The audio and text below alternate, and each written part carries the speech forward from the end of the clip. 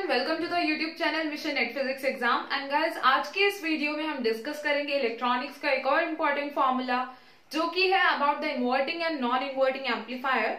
And the thing which we are going to discuss today is important to solve the questions, and as well as there is a possibility that in the upcoming NET GATE physics exams and all other physics entrance exams like JES, TIFR और जितने भी आपके state universities के exam होते हैं for the MSc और PhD entrances, okay, तो इस टॉपिक से, इस फॉर्मूले से रिलेटेड क्वेश्चंस पूछे जाने के चांसेस ज्यादा होते हैं। एंड इसलिए आपको याद रखना चाहिए what is the formula for this condition, for this type of inverting amplifier और the non inverting amplifier, okay, because the फॉर्मूले जो आपको याद होते हैं वही आपको एग्जाम टाइम में हेल्प करेंगे। Otherwise you have read something लेकिन आपको वो याद नहीं है, तो एग्जाम टाइम में अगर उससे रिलेटेड क्वेश्चन पूछा भी जाएगा so it will be difficult for you to solve that thing, okay. So आपको किन चीजों पर सबसे ज्यादा फॉर्मूला लाइक फोकस करना है, like if you are going to study something तो आप कोशिश करें कि आप उसके लिए एक सेपरेट लाइक फॉर्मूला नोटबुक बनाएं and try to revise the things on the daily basis, ताकि आपको याद करने में भी ज्यादा प्रॉब्लम ना हो जब आप रोज रोज एक चीज को पढ़ेंगे, उसको देखेंगे, ठीक है। तो ऐसे बहुत सारे फॉर्मूले हो जाएंगे। एटलीस्ट आप कभी कोई पढ़ लिया, कभी कोई पढ़ लिया, अगर एक ही नोटबुक में आपने डिफरेंट सब्जेक्ट्स के लिए लिखा होगा तो आप इस तरह से प्रिपेयर करेंगे and till the exam date you will be easily able to memorize all the important formula of the different subjects, okay। तो अभी स्टार्ट करते हैं आज की वीडियो, और इसी के साथ में वीडियो पसंद आए तो लाइक जरूर कर दीजिएगा। And also you can share the video with your friends जो भी प्रिपरेशन कर रहे हैं for any of the exams of physics for MSc और PhD एंट्रेंसेस। और अगर आपके कोई फ्रेंड्स MSc में है अभी या BSc में है, okay, so you can also share the videos related to their syllabus with them, ठीक है, जिससे कि उनको भी एक आइडिया मिलेगा that what are the topics जो important है और जिनसे क्वेश्चंस पूछे जा सकते हैं। तो चलिए स्टार्ट करते हैं। एंड गाइस, जो फॉर्मूला आज हम डिस्कस करने वाले हैं that is for the inverting amplifier. तो सबसे पहली बात कि इन्वर्टिंग एम्पलीफायर होता क्या है। So it is an amplifier जिसमें जो आपका इनपुट प्रोवाइड किया जाता है वो इन्वर्टिंग इनपुट इन्वर्टिंग टर्मिनल पे प्रोवाइड किया जाता है, ठीक है। जैसे कि यहाँ पे अगर हम देखें तो ये ओप एम्प है, ओप एम्प में जो निगेटिव टर्मिनल होता है ये, ठीक है, इसे कहा जाता है इन्वर्टिंग टर्मिनल, बिकॉज इसमें जो होता है अगर आप इनपुट इस टर्मिनल पर देते हैं तो आपका फेज डिफरेंस आ जाता है आउटपुट पर, okay. And here this is the positive terminal, इसे कहा जाता है नॉन इन्वर्टिंग टर्मिनल। तो जब भी आप इनपुट निगेटिव टर्मिनल पर देंगे तो वो होगा आपका लाइक इनपुट आपने प्रोवाइड किया। So this type of amplifier, ये पूरा circuit as a inverting amplifier, as an inverting amplifier behave करेगा, ये कहा जाएगा, ठीक है। दूसरी बात, अगर आपका सर्किट इस तरह से दिया गया हो क्वेश्चन में, ओके, यहाँ पे आपका निगेटिव, ओके, हाँ, ठीक है। तो देखिए यहाँ पे पॉजिटिव टर्मिनल पर हमने इनपुट वोल्टेज प्रोवाइड किया दैट इज V in, और यहाँ पे निगेटिव इनपुट जो है आपका, ठीक है, that is also grounded with the like it is grounded, okay. So यहाँ पे जब आपका input non inverting terminal, non inverting मतलब पॉजिटिव टर्मिनल पर दिया जाता है, सो उस टाइप के एम्पलीफायर को, उस टाइप के ओप एम्प को कहा जाता है non inverting amplifier, okay.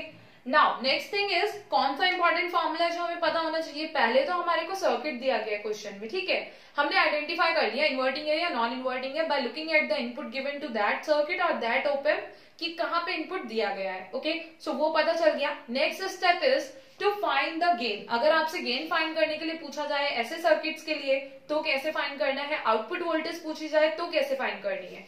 So guys, यहाँ पे आउटपुट वोल्टेज का जो एक्सप्रेशन होता है फॉर द इन्वर्टिंग एम्पलीफायर, ठीक है, तो इन्वर्टिंग एम्पलीफायर के केस में होता है -RF upon Rin into Vin, okay. यहाँ पे RF क्या है, RF है आपका फीडबैक रेजिस्टेंस एंड Rin है ये रेजिस्टेंस जो आपका इनपुट के स्टार्टिंग में यहाँ पे प्रेजेंट है, ठीक है।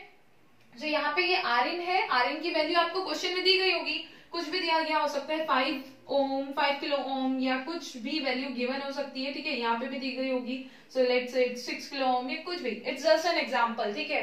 सो आप वैल्यूज पर अभी उतना ध्यान मत दीजिए, जस्ट आपको क्वेश्चन में कुछ भी वैल्यूज गिवन होंगी and you can put these values here, and input voltage given होगी तो वो आप यहाँ पुट कर सकते हैं and you can get the output expression और output voltage for the inverting amplifier.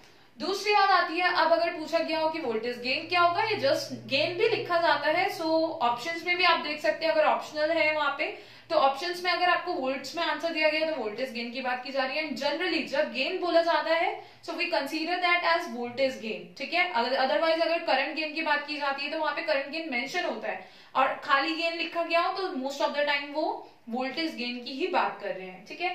सो यहाँ पे जब हम इसको क्रॉस मल्टीप्लाई कर दें V output upon V input, ठीक है, सो वो बनेगा minus R F upon R in and that is the gain or the voltage gain। तो क्या एक्सप्रेशन होता है for the inverting amplifier, that is minus RF upon Rin, where RF is the feedback resistance and Rin is the input resistance। Okay, now next case is non inverting amplifier। तो उस case में अगर आपसे पूछा जाए कि output voltage क्या होगी, so for that we are having the expression that is V input into 1 plus R2 upon R1। okay, so आप ये भी देख सकते हैं कि इन्वर्टिंग के केस में नेगेटिव साइन प्रेजेंट होता है बिकॉज इनपुट जो है आपका नेगेटिव टर्मिनल पर दिया जाता है, बट नॉन इन्वर्टिंग एम्पलीफायर के केस में क्योंकि आपका इनपुट पॉजिटिव टर्मिनल पर दिया जाता है, सो आपका जो आउटपुट एक्सप्रेशन है दैट इज ऑल्सो पॉजिटिव, वहां पे कोई नेगेटिव साइन प्रेजेंट नहीं है।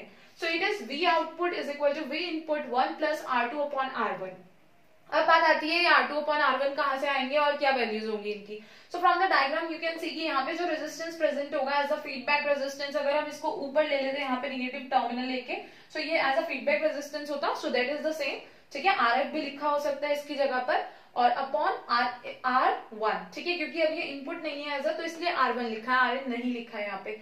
So this is 1 plus R2 upon R1 and you can compare the values from this given circuit कि क्या वैल्यूज रेजिस्टेंस कहाँ पे प्रेजेंट होगा, कौन सा रेजिस्टेंस की बात की जा रही है इन दिस केस। ओके, अब बात आती है, ये तो हो गया output expression. Now next thing is अगर पूछा जाए कि गेन क्या होगा in case of non inverting amplifier, like that will not be asked in the like directly, लेकिन डायग्राम दिया होगा उसको समझ के and we will consider that it is non inverting और inverting amplifier and then in that case we have to use the फॉर्मूले accordingly. So in that case अगर आपसे गेन पूछा गया हो या वोल्टेज गेन पूछा गया हो, सो उसके लिए फॉर्मूला होगा V output upon V input is equal to 1 plus R2 upon R1। Okay, so guys in this way अगर आपको ये गेन के फॉर्मूले याद होंगे, आउटपुट एक्सप्रेशंस पता होंगे, सो आप inverting and non inverting amplifiers के क्वेश्चंस को इजीली सॉल्व कर पाएंगे। और कई बार क्या होता है कि एक क्वेश्चन को करने के बहुत सारे मेथड्स होते हैं, so maybe if you will be familiar with these फॉर्मूले, सो आप किसी भी गिवन क्वेश्चन को जो कि इस टॉपिक से रिलेटेड होगा, इस टाइप के आपकी सर्किट से रिलेटेड होगा, so you will be easily able to solve them with the help of these फॉर्मूले अगर आप इनको याद कर लेंगे। Okay, so guys I hope that this is going to help you and याद कर लीजिएगा गेन का एक्सप्रेशन, आउटपुट वोल्टेज तो अपने आप हो जाएगा अगर आप गेन भी याद कर लेते हैं। Okay, so this is it for this video and I hope that you will like this video. साथ ही साथ याद कर लीजिएगा जरूर, क्योंकि जो चीजें आप याद करते हैं वही आपको एग्जाम में काम आएंगी। सिर्फ नई नई चीजें पढ़ने से नहीं चलेगा, उनको साथ ही साथ में ध्यान भी रखना है, रिवाइज करना है, याद करना है, क्योंकि तभी ही आप उनको एग्जाम में यूज कर पाएंगे। So this is the main thing. Okay, और इसी के साथ में thank you very much guys for watching this video. Video पसंद आई हो तो लाइक कर दीजिएगा एंड चैनल पर नए हैं तो सब्सक्राइब कर लीजिएगा चैनल को, नीचे सब्सक्राइब लिखा होगा उस पर क्लिक कर दीजिए। आफ्टर दैट जब आप सब्सक्राइब पर क्लिक करेंगे आपको एक बेल बनी हुई दिखेगी, बेल पर क्लिक कर दीजिएगा और उसके बाद में आपको नोटिफिकेशन मिलता रहेगा मैं जब भी कोई नई वीडियो अपलोड करूंगी इस चैनल पर। Okay, so guys thank you very much for watching this video. और अनअकैडमी की जो फ्री लेसन्स हैं, ठीक है, जिनको आप देख सकते हैं, इंपॉर्टेंट है नेट गेट फिजिक्स एग्जाम्स के लिए, वो मैंने डिस्क्रिप्शन में उसका लिंक दे दिया है, तो you can check that link from there. और जो लेसन्स और कोर्सेज मैंने अनअकैडमी पर प्रोवाइड किए आप उन्हें देख सकते हैं, बिल्कुल फ्री है। ओके, एंड ऑल्सो इम्पॉर्टेंट है, साथ ही साथ में बहुत ही इजी टू अंडरस्टैंडेबल मैनर में डिस्कस किए गए हैं। So I hope that you will enjoy those lessons as well, बहुत अच्छे से आप समझ पाएंगे उनको भी। Okay, and thank you very much for watching this video and keep on watching all other videos on this channel, that is Mission Net Physics Exam. Thank you.